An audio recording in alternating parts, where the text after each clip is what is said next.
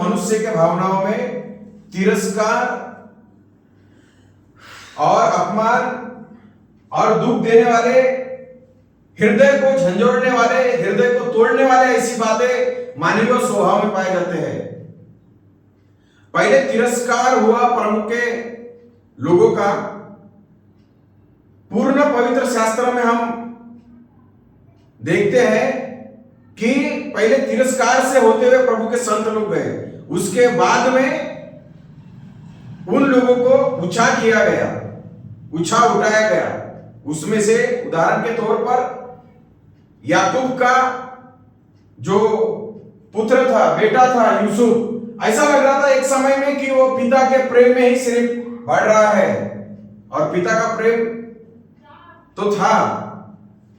उसी के समय के कुछ पश्चात उसके भाइयों ने उसका तिरस्कार किया।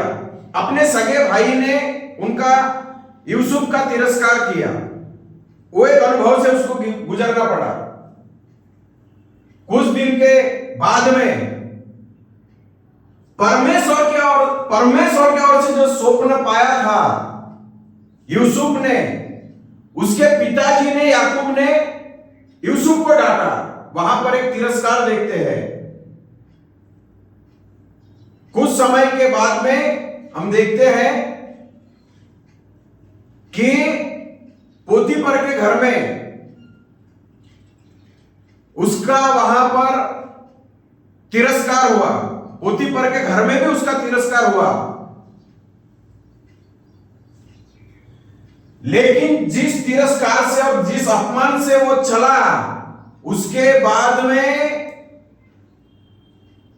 परमेश्वर ने फिरौन के सिंहासन के पास तक यूसुफ को परमेश्वर ने उठाया। तिरस्कार से होते गुजरा। एक समय ऐसा आया कि जिस जगह में तिरस्कार हुआ, उसी जगह में परमेश्वर ने यूसुफ को फिरौन के सिंहासन के करीब में उठाया। और हम देखते हैं कि एक छोटा सा उदाहरण के लिए दाऊद के बारे में, दाऊद के अंदर में शाऊल के लिए विना था, परमेश्वर की आराधना करने वाला। शाऊल के लिए दाऊद के अंदर में विना था, और शाऊल के अंदर में दाऊद के लिए मारने के लिए भाला था।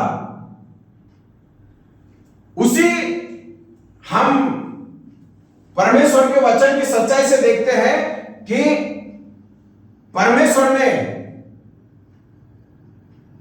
दाऊद को इस्राएल का राजा बना दिया, इस्राएल का राजा बना दिया। शाऊल के लिए दाऊद के पास में वीणा था, और दाऊद के लिए शाऊल के पास में भाला था। यही परिस्थितियों से होकर गुजरते हुए भी दाऊद पीछे नहीं हटा। परमेश्वर ने उसको इस्राएल का राजा बना दिया।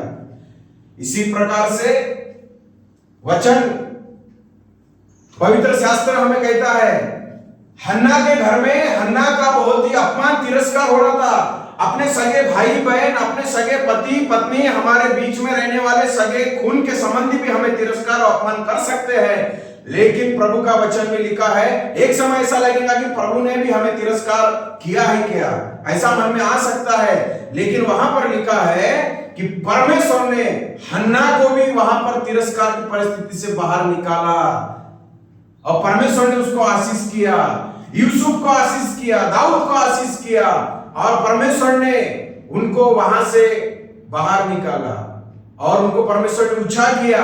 इसी प्रकार से इस वर्तमान काल में हम प्रभु के पीछे में चले, प्रभु के बातों की ओर ध्यान दें, तो हमारा सर्वशक्तिमान परमेश्वर हमें तिरस्कार की अवस्था से इस दुनिया में ऊंचा उठाने के लिए चाहता है, और वो ऊंचा उठाने वाला परमेश्वर है। हम लोग दुख और अपमान और ऐसी परिस्थिति में बने रहे, और हमारी उन्नति परमेश्वर